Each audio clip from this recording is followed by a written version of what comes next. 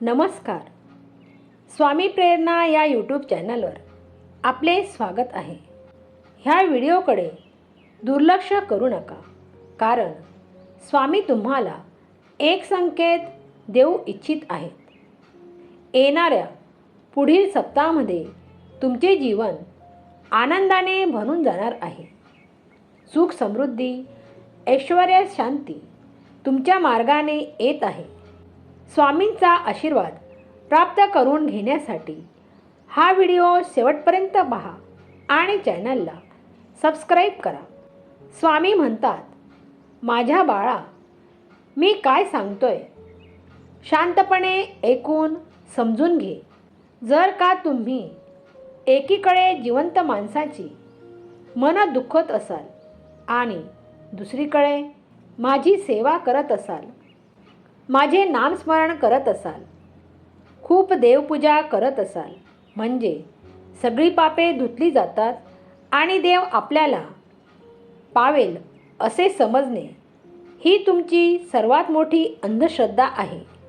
मी चराचरात व्यापून आहे. आधी कुणाचे मन दुखू नको. कोणाला वाईट बोलणे, कुणाला अपशब्द बोलणे हे टाळ. मोठ्यांचा आदर कर, गरजूंना मदत कर. माझे तुझ्यावर पूर्ण लक्ष आहे.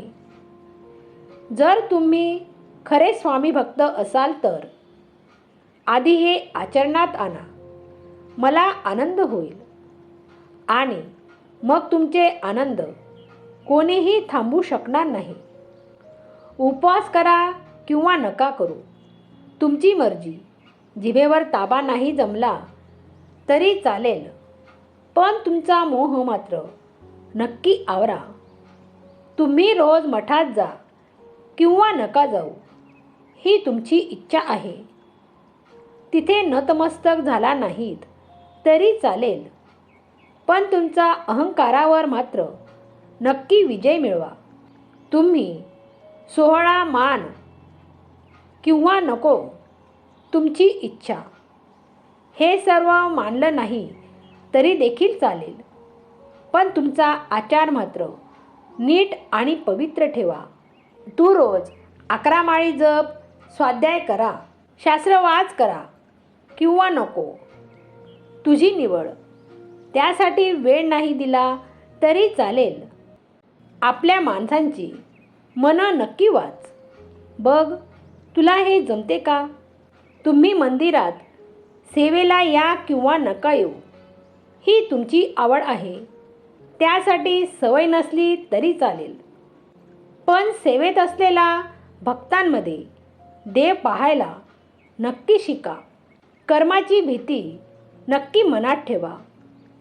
तुमच्या मरणानंतर तुमचे चांगले कर्म आणि कमावलेले पुण्य बरोबर येणार आहे, याची पदोपदी जाणीव ठेवा. तुझा स्वामी शक्तीवर विश्वास असेल? होय, माझा स्वामी आईवर, स्वामी शक्तीवर विश्वास आहे टाईप करा. नक्कीच भाग्यवंत ठराल. जीवनाचा प्रवास हा अगदीच सोपा नसतो. तो सोपा आपणच करावा लागतो. आयुष्यभर नुसता पैसा कमवण्याकडे लक्ष देऊ नका. त्याने जगणे बाजूला राहून जाते. जन्माला येताना तुम्ही काय घेऊन आलात आणि मरताना तुम्ही काय घेऊन जाणार, सगळे इथेच सोडून जायचे आहे. म्हणून जीवनाचा आनंद घ्यायला शिका. वर्तमानात आनंदी राहायला शिका. भविष्याच्या चिंतेमध्ये आयुष्य वाया घालू नका. ज्या दिवशी माणूस समजेल की समोरचा चुकीचा नाही, फक्त त्याचे विचार आपल्यापेक्षा वेगळे आहेत, त्या दिवशी अनेक वाद संपतील. तुम्ही स्वामींच्या म्हणण्यावर सहमत असाल तर आत्ताच आपल्या चॅनलला सबस्क्राईब करा आणि व्हिडिओला शेअर करा. भाग्यवंत ठराल. आयुष्य सरळ आणि साधं आहे. ओझं आहे ते फक्त अपेक्षा आणि गरजांचं. तुमच्या अपेक्षा आणि गरजांना आवर घाला.